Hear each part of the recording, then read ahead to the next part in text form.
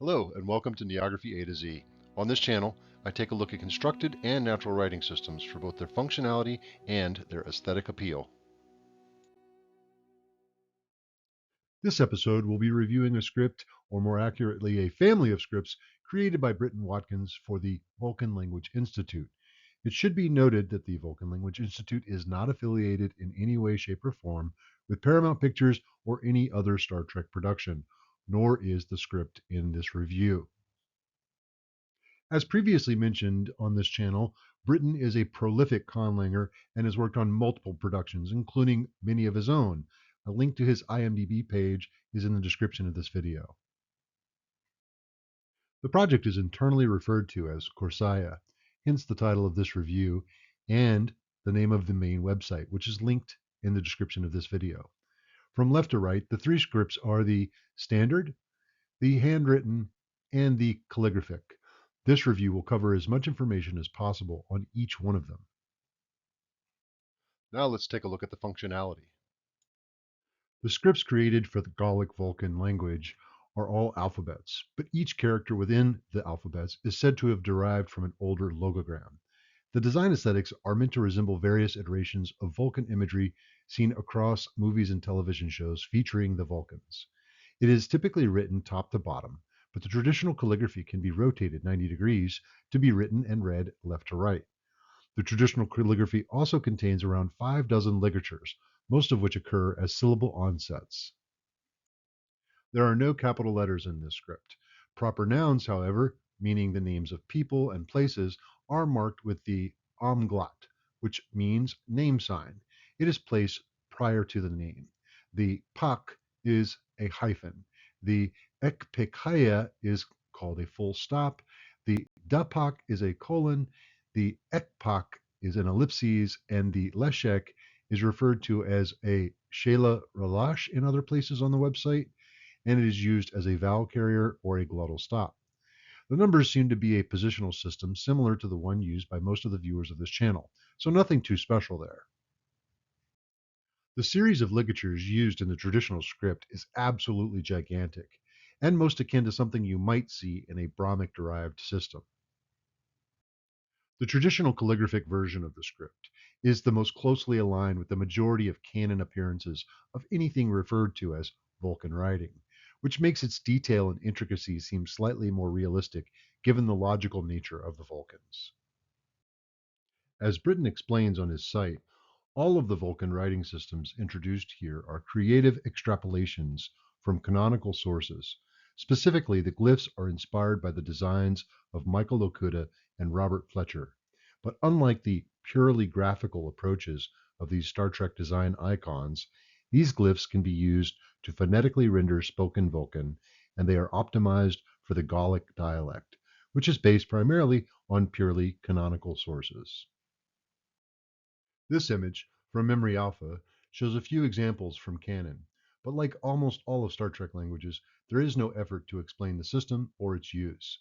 It should be clear by looking at this image, though, Britton used these types of examples as direct design influence.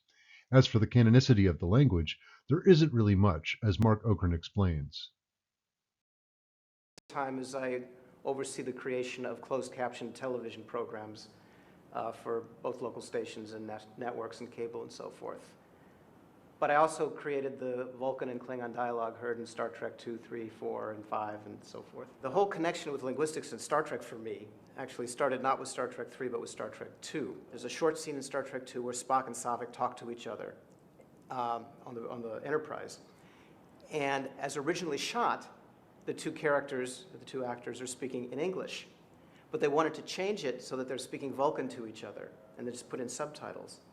But rather than reshooting the whole thing, what they decided to do was just dub in dialogue that would sound very different from English, but match the lip movements that were already there. So they figured they would hire a linguist, someone who was good at phonetics, the speech sounds, who would know what sounds look alike and what sounds look different, and make the lips match. And I told him I thought that was a great idea. So I made up these 4 lines of Vulcan.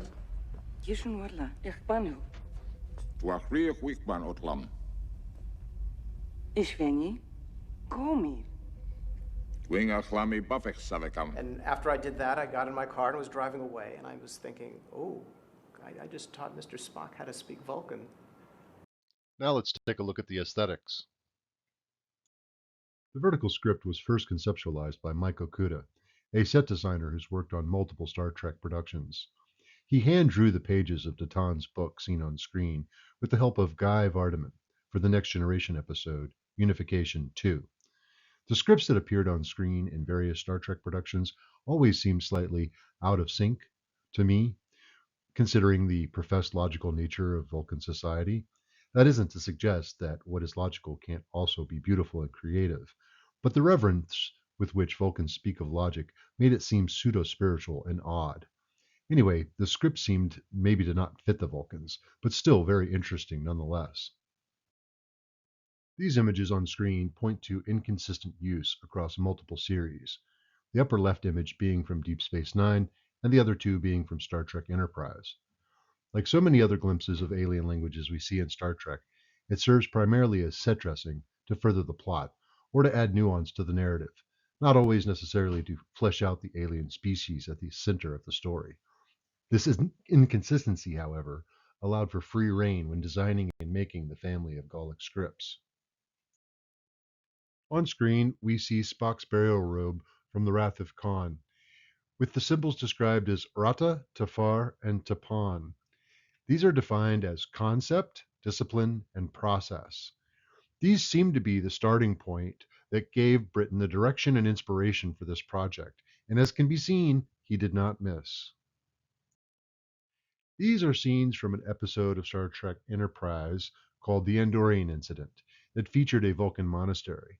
It's very similar to what Britain developed, but somehow also seems much more mathematical in design. And of course, it wouldn't be a popular sci fi fandom without some forever ink. I haven't taken the time to research the meanings of these tattoos, or if they're even the exact scripts being reviewed. Although a quick glance suggests that they almost certainly are. It seems uncanny to me that so many folks find it rewarding or fulfilling to mark themselves with such things. However, in this particular case, I dare say they could have made a much worse choice. Oh, and just in case, yes, there are other scripts parading around the web that are supposedly Vulcan. The cipher you see on screen here pops up whenever you search for quote unquote Vulcan alphabet. But this is not related in any way to Britain's work or any other sanctioned Star Trek materials that I was able to find. And of course, as always, someone somewhere is going to make some money off of these things.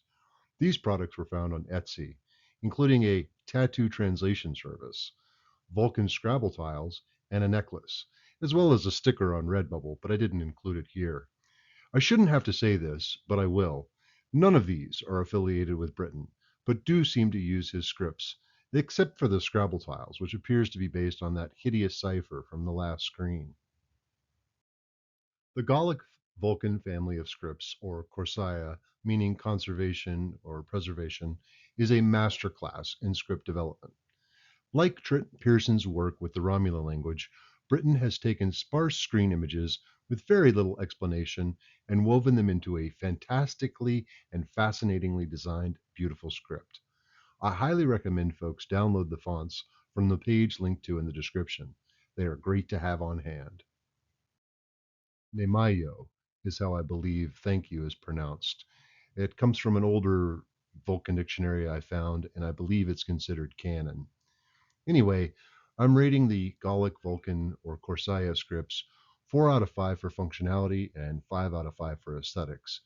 The 4 out of 5 for functionality is primarily because it is a beast to try and write. I took some pencils and some pens, and I just couldn't get it done right. It looked horrible. So it is very difficult to write by hand. However, these scripts should definitely be adopted for all future Star Trek productions. Alas, I'm less than confident that that'll ever happen. Britain, in any case, has already contributed so much to Star Trek. I'm sure he'd be okay if this script remains non canonical. Those are my thoughts on the Korsaya or Golic Vulcan family of scripts. I'm interested in hearing what you think. Have you seen them before? I'm sure you probably have if you're interested in either Vulcans or Star Trek or just in neographies in general. Next time, we'll be discussing the Wakandan alphabet used in the Marvel Black Panther movies, so stay tuned. Make sure to click the bell button and be notified when the next episode is posted. Thank you for watching. Please be sure to like, share, and subscribe. I very much appreciate your time and thank you for watching. As a note, all relevant links used in the making of this video are in the description. All information is the property of its creators and is openly available online.